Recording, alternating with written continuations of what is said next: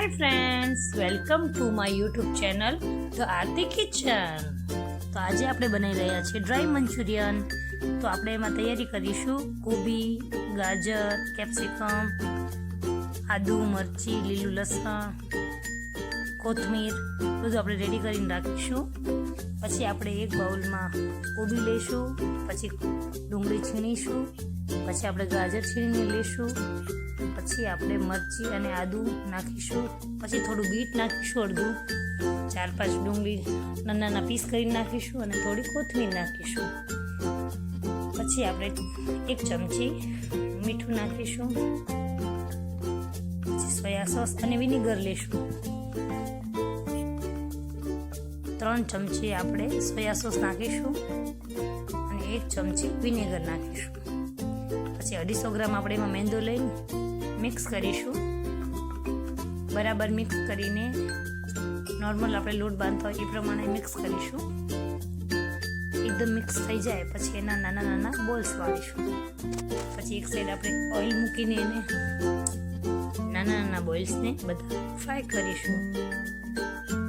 ધીમા ગેસ જ્યાં સુધી ક્રિસ્પી અને ક્રન્ચી ના થાય ત્યાં સુધી.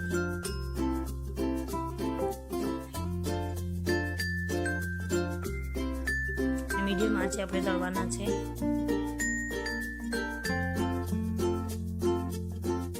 ડ્રાય મંચુરિયન ફટાફટ બની જાય એવી રેસીપી છે. અડધી કલાકમાં તમે જોઈ શકો છો આપણા બોલ્સ તૈયાર છે. એકદમ ક્રન્ચી અને ક્રિસ્પી બોલ્સ તૈયાર છે આપણા. પછી ચાલો આપણે એને બનાવીશું.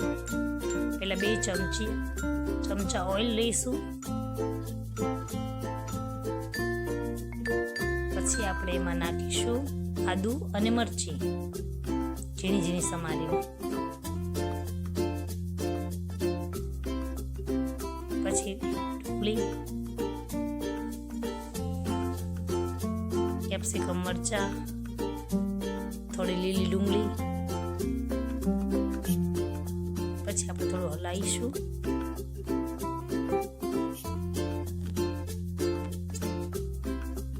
પછી આપણે લસણ નાખીશું, લીલું લસણ.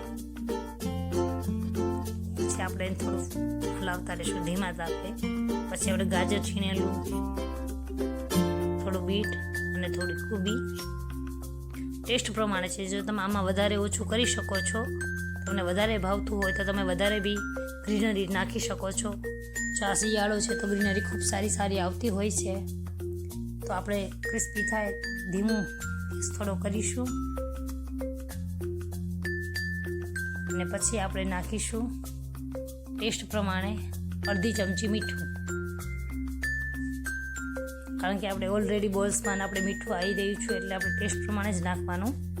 અને 2 ચમચી સોયા સોસ નાખીશું અને 1 ચમચી આપણે વિનેગર નાખીશું.